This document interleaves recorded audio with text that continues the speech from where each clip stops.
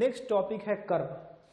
ठीक है, कर्व होता क्या है तो आप पूरे डिटेल में जाने के पहले मैंने सीधे दो पिक्चर ला दिया है। अब आप देखिए हो, देखो ये रोड है, ये एक रोड है, ये रोड है और इस रोड के पास एंड पे ये एक रेज है, उठा हुआ है, ये एक पत्थर है और ये उठा हुआ है, इसको हम बोलते हैं कर्व। और ये भी देखो, अब यहाँ भी एक रोड है, ये इसके इस साइड दोनों दिख रहा है और यहाँ उठा हुआ है और ऊपर एक फुटपाथ बना दिया गया है ना, है ना। क्या होता है curve? It indicates the boundary between the pavement and median of footpath और आइलैंड ऑफ द शोल्डर। बिल्कुल समझ आ रहा है आपका, क्या बोला? It indicate the boundary. ये क्या है? ये क्या है? बाउंड्री है। ये क्या है? बाउंड्री है किसके? पेवमेंट। ये क्या है? पेवमेंट है। ये क्या है? पेवमेंट है। ये क्या है? पेवमेंट है। एंड मीडियन जो बीच का है यहाँ पे इस रोड में नहीं है, और फुटपाथ, और ये फुटपाथ है ना, फुटपाथ और आइलैंड, यानी रोड और फुटपाथ के बीच में जो उठा हुआ जो पत्थर है उसी को क्या बोलते हैं? कर्व बोलते हैं। करेक्ट ना? डन। अगर सेपरेटर्स की बात करें तो ये रोड छोटा है, ये रोड क्या है आपका? छोटा है। अगर यही दो भाग में बटा रहता तो यहाँ पे भी उठा को पत्थर उठाना पड़ता और बांटना पड़ता, अगर रोड चौड़ी होती तो उसको कर्व बोलते। आसान भाषा में पेवमेंट जो आपका पत्थर आप देखते हो रास्ते में, देखते होगे कि हम रोड से जाते हैं तो थोड़ा सा ऊंचाई पे फुटपाथ होता है ना, तो उसी को हम क्या बोलते हैं टेक्निकली? उसी को हम कर्व बोलते हैं। अब ये तीन तरह का होता है और ये तीनों तरह कैसे होते हैं? अलग अलग साइज का, 100 सेंटीमीटर, 10 सेंटीमीटर, इस अलग अलग साइज का होता है कि अगर भैया 10 सेंटीमीटर का होगा तो उसको क्या बोलेंगे, 15 में क्या बोलेंगे, 30 में क्या बोलेंगे। तो कर्व मेनली तीन तरह का होता है, आपको बस समझना है कर्व क्या होता है। इस पिक्चर से आप इजीली विजुअलाइज कर पा रहे होंगे कि कर्व आखिर होता कैसा है, ये आपके रोड पे दिखता है। और इसके बारे में जो टाइप्स ऑफ कर्व क्या है इसके बारे में बात कर लेते हैं। Curves are mainly divided in following 3 category. कौन कौन सा है? लो कर्व। लो कर्व क्या होता है? It is the height 100 mm above the pavement edge with a slope to enable the vehicle to climb the curve at slow speed, है ना। इस तरह से स्लोप दिया रहता है, जैसे कर्व है, फॉर एग्जाम्पल समझिएगा इस बात को, ये 100 mm का कर्व है, ये हाइट है, इसको पेमेंट्स लगा दिया, ये पेमेंट है, ये लगा दिया, इसको इस तरह स्लोप देते हैं कि अगर हो सके तो इस पे ऊपर गाड़ी भी चली जाती है। कभी कभी क्या होता है कि इमरजेंसी पार्किंग, मान लो रोड गाड़ी से जा रहे हो और गाड़ी खराब हो गई, तो आप इतना हाइट होता है सफिशियंट और इस पर इतना स्लोप दिया जाता है इसको कि आप इसके ऊपर गाड़ी को आप हटा के रोड किया ताकि आपकी गाड़ी खराब हो, जाम ना हो, तो इसको गाड़ी को ऊपर चढ़ा सकते हो, है ना। Done. It is also termed as mountainable curve, which encourage the traffic to remain in the through traffic lanes, yet allow the driver to enter the shoulder area at slow speed। सारी चीजों को point wise आपको detail में यहाँ दे दिया गया है। दूसरा है semi barrier type curve. It is provided for the periphery of the roadways where the peripheral traffic is high. Periphery का मतलब क्या होता है? जो बाहर है ना, है ना। तो जहां पे पेडेस्ट्रियल चलते हैं, जहां कई रास्ते हो जहां पे लोग चलते कम है, जहां मार्केट प्लेस है आसपास में लोग ज्यादा चलते हैं, तो उसके लिए उनकी सेफ्टी के लिए उसका हाइट को और बढ़ा देते हैं, है ना। जब हाइट कम रहेगा तो गाड़ी ऊपर आने की संभावनाएं रहेगी, लेकिन जहां पेडेस्ट्रियल का मूवमेंट हो रहा है वहां पे उसका हाइट को बढ़ा देंगे। और जब हाइट को बढ़ा देंगे तो कुछ नहीं, कर्व वही, उसका नाम बदल गया। क्या हो गया उसका नाम? Semi barrier type curve. कितना हाइट कर देंगे भाई? This type of curve is of height of about 150 mm above the pavement edge. This curve prevents encroachment by parking areas, but in case of emergency it is possible to drive over this curve with difficulty. अब है तीसरा barrier type curve. क्या है barrier type? It is provided in built up area adjacent to footpath with considerable pedestrian traffic. The height of this curve stone is 200 mm above the pavement edge। बहुत अब आसान भाषा में हम सारी चीज़ों को पॉइंट वाइज लिखा चुके हैं। मैं कंक्लूड यही कर रहा हूँ, कर्व जो है आपका पेवमेंट, मीडियन या फुटपाथ के बीच में जो उठा हुआ जो आपका पत्थर लगा होता है उसी को हम कर्व बोलते हैं। और कर्व को हम उसके हाइट के अकॉर्डिंग 3 भाग में बांटते हैं, एक 100 mm का है, एक 150 mm का है, एक आपका 200 mm का है। यही मेन आपकी बात यही है। तो मैं जब भी बार बार कर्व बोलूंगा तो ये आपको विजुअलाइज हो जाना चाहिए। आप सब देखिए हो, बस एक टेक्निकल नया वर्ड आपके लिए इंट्रोड्यूस हो गया। शोल्डर। शोल्डर क्या होता है? शोल्डर भाई रोड की शोल्डर की बात, ये नहीं कि शोल्डर समझना, करेक्ट। तो ये है आपका रोड और ये है आपका पेवमेंट। और आप देखते हो ना रोड के साइड में कुछ जगह होता है, जैसे ये खाली जगह है ना, इसी को हम बोलते हैं शोल्डर। अब मेरी बात ध्यान से सुनना, ध्यान से सुनना। अब आप बोलोगे शोल्डर के रोड के बगल में शोल्डर क्या मतलब, क्या होता है, ऐसा क्यों देते हैं? देखो जब हम रोड बनाते हैं ना, तो हम आगे डिटेल में बात करेंगे कि जो हम रोड बनाते हैं तो वहाँ से एक्सकेवेट करते हैं, यानी मिट्टी को निकालते हैं, मिट्टी को निकालते हैं, फिर उसके अंदर मटेरियल्स को फिलअप करते हैं। जो हार्ड स्ट्रक्चर होता है उसको सबग्रेड बोलते हैं। फिर उसमें अलग अलग सब base, base course and different different grade के कंक्रीट को डाल के उसके ऊपर में कॉम्पैक्शन करते हैं, करेक्ट ना? तो जब करते हैं ना तो नीचे का जो स्ट्रेटा बनाते हैं उसके ऊपर से जो सरफेस ड्रेसिंग करते हैं तो फिर वो कंक्रीट का रोड बनाते हैं या ब्यूटेमिन का रोड बनाते हैं, करेक्ट? तो ये जो आपको दिख रहा है ये आपका सरफेसिंग बन रहा है, लेकिन जो नीचे जो आपका मटेरियल वो डाला गया है ना वो ओवरऑल इस यहां से लेके यहां तक डाला गया है, यानी जो शोल्डर है ना इसके नीचे भी आपको प्रॉपर कॉम्पैक्शन और मटेरियल डाला गया है। अंतर बस यही है कि ये जो ऊपर का सरफेसिंग किया गया है ये यहां किया गया, इस पर नहीं किया गया। अरे बोलो यार हाँ है ना? जो मेन रोड था, जो आपका मेन रोड था, सारी चीजें नीचे सेम यहां से इस एंड से लेके इस एंड तक हुआ। तो मेन रोड जो है आपका, इसको हम बोलते हैं कैरेज वे और पेवमेंट। क्या है? कैरेज वे और पेवमेंट, कैरेज वे और पेवमेंट। और जो साइड का जगह है इसको हम बोलते हैं शोल्डर। अब याद है आपको जब मैं कैम्बर पढ़ाया था, कैम्बर क्या बोला था कि ये जो रोड का जो सेंटर है यहाँ पे आप क्या करोगे, इसको आप क्या करोगे, इसके सेंटर में आप रेज करोगे जरा सा। याद है हमने 1 in 20, 1 in 33, 1 in 40 different different roads के लिए और अमाउंट ऑफ रेनफॉल प्रोवाइड किया था। तो करेंगे तो क्या होगा, पानी इससे बाहर चला जाएगा, पानी उसके ऊपर एक्यूमुलेट नहीं करेगा, और पानी एक्यूमुलेट नहीं करेगा रोड डैमेज नहीं होगा। तो हमने वहां बोला था कि बगल में एक शोल्डर था, उसके लिए मैंने बताया था कि जितना आप स्लोप दे रहे हो ना पेवमेंट का, उस स्लोप से 0.5% ज्यादा स्लोप स्टीप करोगे शोल्डर को। अब इस स्लोप से इसको स्टीप करेंगे तो ये पानी सारा खेत में चला जाएगा, हाँ है ना, और रोड को डैमेज नहीं करेगा। वहां मैंने शोल्डर की बात बताया था। और इसका भी हम हाईवे पे जा रहे हैं, हमको रुकना है कहीं पे, तो हम उसको साइड में खड़ा करते, इमरजेंसी के लिए काम करता है आपका, करेक्ट ना? और कभी जाम स्थिति हो गई तो वो अभी आपका लेन की तरह काम करने लगता है। मानो कोई ऐसा सिचुएशन है, रैली हो रहा है या कोई धार्मिक कोई कार्यक्रम चल रहा है, तो उस समय क्या होता है कि हम उसको रोड की तरह ट्रीट करने लगते हैं, है ना? इसलिए केवल इसके अंदर यही है कि उसका सरफेसिंग प्रॉपर नहीं है, बाकी वो बहुत ही अंदर से मजबूत है, प्रॉपर कॉम्पैक्शन रहता है, उसको हम शोल्डर बोलते हैं। तो टेक्निकली आप समझ गए कि शोल्डर क्या होता है, कि जो पेवमेंट के बगल में जो हार्ड स्ट्रेटा है उसको बोलते हैं। अब IRC ने रिकमेंड किया गया कि इसका विड्थ कितना होगा, इसके बारे में कुछ रिकमेंडेशन है, उसके बारे में आप डिटेल में लिख लीजिएगा। Shoulder are provided on the both side of the pavement on along the road in the case of undivided carriageway and an outer edge of the divider carriageway. The earth should have sufficient strength to carry the vehicles road in case of emergency. ये क्यों लिखा हुआ है यहाँ पे? Have sufficient strength to carry vehicles, किस लिए? क्योंकि उसके सब ग्रेड, सब बेस और बेस कोर्स पे प्रॉपर कंपैक्शन हो गया है। इसके नीचे भी पूरा प्रॉपर मटेरियल डाला गया है ताकि वो कितना भी स्ट्रेंथ डाल देगा तो वो बियर कर जाएगा, हाँ है ना?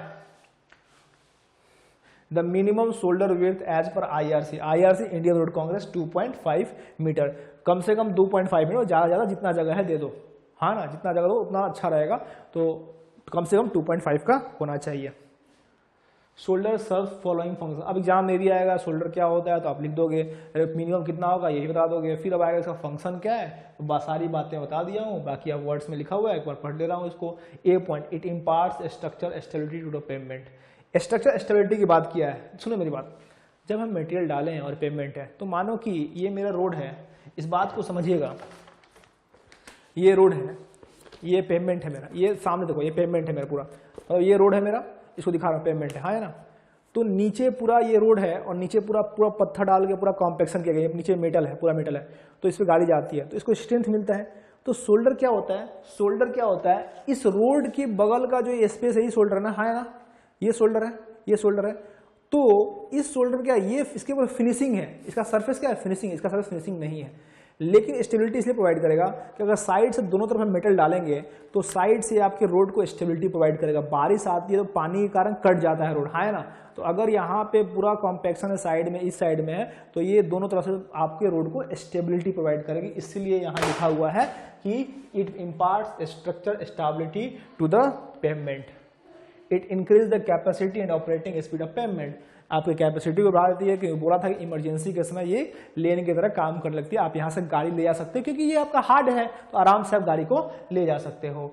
इन emergency it can use as a mode of movement, वही बात है।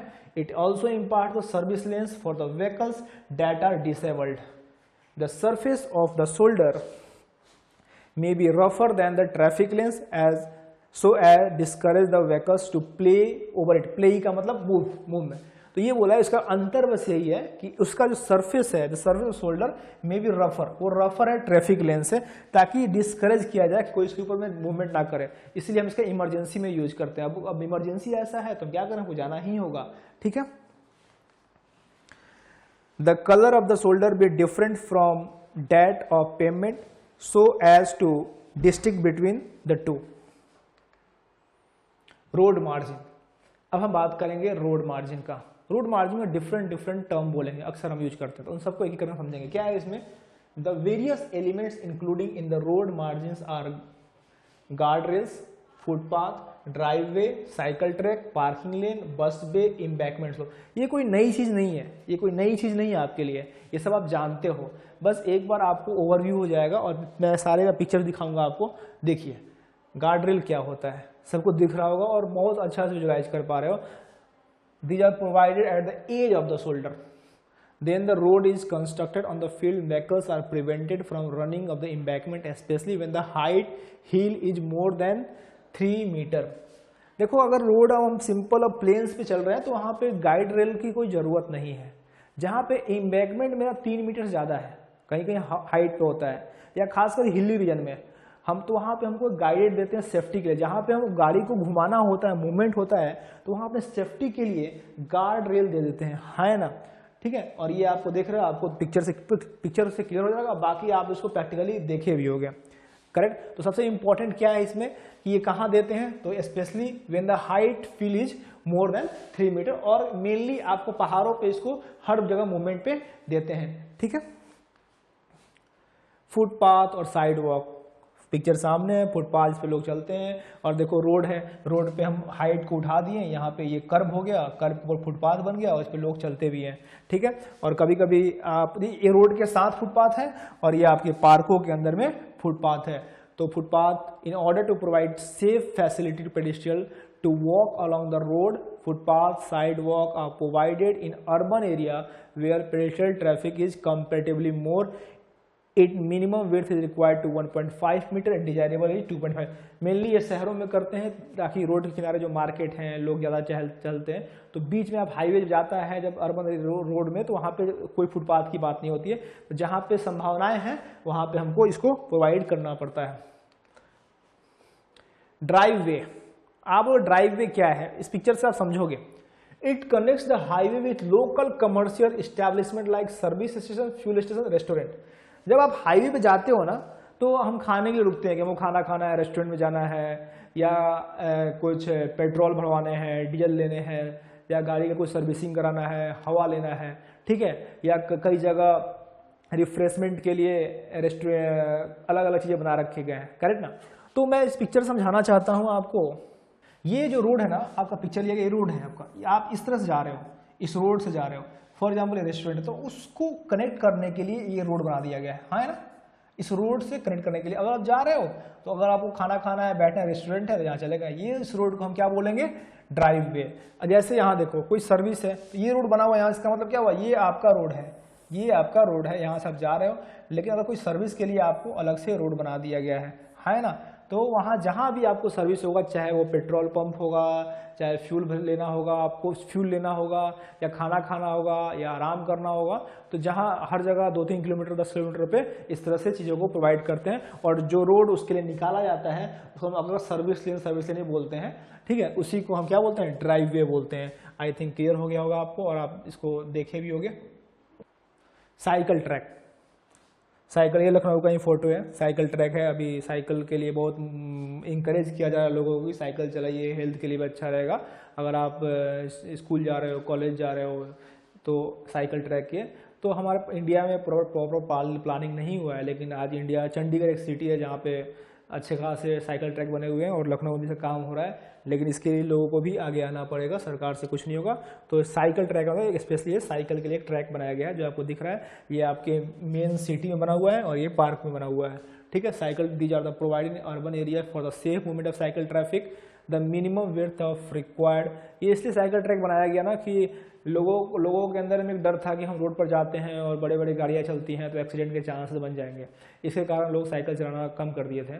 तो और साइकिल फ्यूल का प्राइस भी बढ़ रहा है, लोगों का हेल्थ के लिए भी इम्पोर्टेंट है, तो लोगों को इंकरेज करने के लिए, लोगों को और भी अच्छा उनको फील कराने के लिए उसको अलग से ट्रैक बनाया गया ताकि लोग ज़्यादा से ज़्यादा आए इसके ऊपर में, इसको साइकिल ट्रैक का नाम दिया गया है इसको, करेक्ट ना। आप देख रहे हो इसी को फिर कैम्बर बोलते हैं, ये रोड है कैम्बर, तो आप यही बोल सकते हो। देखो ये शोल्डर था, फिर शोल्डर उठा दिया, तो आप जहाँ जो रिक्वायरमेंट है ना उसके अकॉर्डिंग, अब इस जगह पे साइकिल का हो सका कि साइकिल के लिए बना दिया गया है, फुटपाथ के लिए ऊपर है, करेक्ट ना। ये सारा क्या था, इसका मतलब ये फ्यूचर एक्सपेंशन हुआ ना, पहले रोड बना हुआ था और उसके लिए हेड को ये कर्व, ये क्या है, उठा हुआ जो स्टोन है ना, ये उठा हुआ जो स्टोन है ना, इसी को हम क्या बोलते हैं, इसी को हम क्या बोलते हैं, कर्व बोलते हैं। देखो रोड बना होगा तो कर्व दे दिया गया और ये फ्लैट होगा। अब फ्यूचर जगह दिया था तो फ्यूचर एक्सपेंशन में आपको फुटपाथ बना दिया गया था, है ना, फुटपाथ दिख रहा है आपको, और फिर आपको ये आपका साइकिल बना दिया गया, करेक्ट ना। तो आप देख रहे हो ये सारी चीजें यहाँ पे आपको दिख रही है। इनिशियल क्या होगा, जब रोड बना होगा तो ये पूरा क्या होगा, शोल्डर होगा, ये पूरा क्या होगा, शोल्डर होगा, और शोल्डर हुआ, फिर उसके बाद क्या किया गया होगा, इसको कर दे दिया गया होगा। तो आप अगर हम जमीन, अगर रोड के दोनों साइड में जमीन को छोड़ते हैं जो चाहे बीच में, तो फ्यूचर एक्सपेंशन के रूप में काम आता है, और जहां नहीं छोड़ दिए वहां पे डेवलपमेंट रुक जाता है। Next, parking lens. पार्किंग आपका पूरा एक चैप्टर है कि कौन से पार्किंग होते हैं, कितने से कौन सा पैटर्न पार्किंग का अच्छा होता है, अलग अलग एंगल पे पार्किंग करते हैं, अलग अलग मोमेंट पे पार्किंग करते हैं, तो कौन सा बेटर होता है और कौन सा नंबर ऑफ किस में नंबर ऑफ व्हीकल्स ज़्यादा होते हैं, इसके ऊपर डिटेल में आपका एक चैप्टर है आगे। बस यहाँ पे आपको बताया गया है कि पार्किंग का मतलब क्या होता है। ये मेट्रो के बाहर ही पार्क, कहीं कहीं आपको हर मार्केट में अलग से मार्किंग, अगर कोई जगह है मार्केट है वहाँ पर अलग से एक स्पेस दिया गया, बोला पार्किंग जोन है, मेट्रो स्टेशन पर बना दिया पार्किंग जोन है। और कहीं कहीं जगह नहीं होता है तो रोड के किनारे ही स्पेस देते हैं, लाइन से रोड पे लगी रहती है।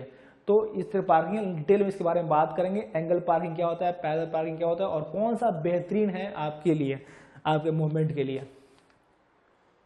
बस बे, बस बे इट्स वेरी वेरी इंपॉर्टेंट। देखिए जी, आप देख रहे हो ना, ये एक रोड है और आप देख रहे हो कि ये लेन है, ये लेन है, करेक्ट ना। और आपको यहाँ पे बस स्टॉप दिख रहा है और लोग इंतजार कर रहे हैं बस का आने के लिए। जब इस लेन से यहाँ से देख रहे हो स्पेस, इसको स्पेस दिया गया, ये देखो यहाँ से स्पेस दिया गया है, ये जगह दिया गया है ना, ये जगह दिया गया। बस अगर बस यहाँ आ रही है, इस पर क्या होगा, एक बस जा रही है, फिर पीछे से बस आएगी, अगर बस यहीं पे रुक जाएगी, लोग चढ़ेंगे तो पीछे जाम लग जाएगा, हाँ ना, जाम लग जाएगा।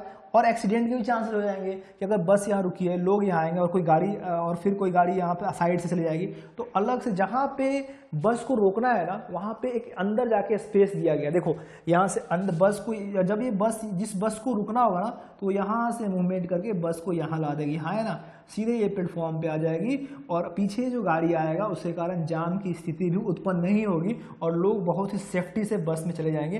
तो इसी को हम बोलते हैं बस बे। क्या बोलते हैं, ये जो पोर्शन यहाँ से यहाँ तक का, इसी को हम क्या बोलते हैं, इसी को हम बोलते हैं बस बे, करेक्ट ना, बस बे। आई थिंक ये पिक्चर से पूरी तरह से क्लियर हो गया। मैं एक बार मैं ये बता रहा हूँ ये बस बे कौन सा है। ये पूरा जो आप देख रहे हो यहाँ से जो एंगल दिया है ना, ये एंगल दिया है ना, यहाँ से ये एंगल यहाँ से प्रोवाइड किया गया, यहाँ से लेके यहाँ तक, ये जो पोर्शन है ना, इसी को हम बोलते हैं बस बे, करेक्ट ना। लेकिन इसका एक भी ध्यान दिया गया है कि कुछ क्या, एक बार देख लीजिए इसको। It may be provided by accessing the curve to avoid the conflict with the following traffic and must be located at least 75 metre away from the intersection.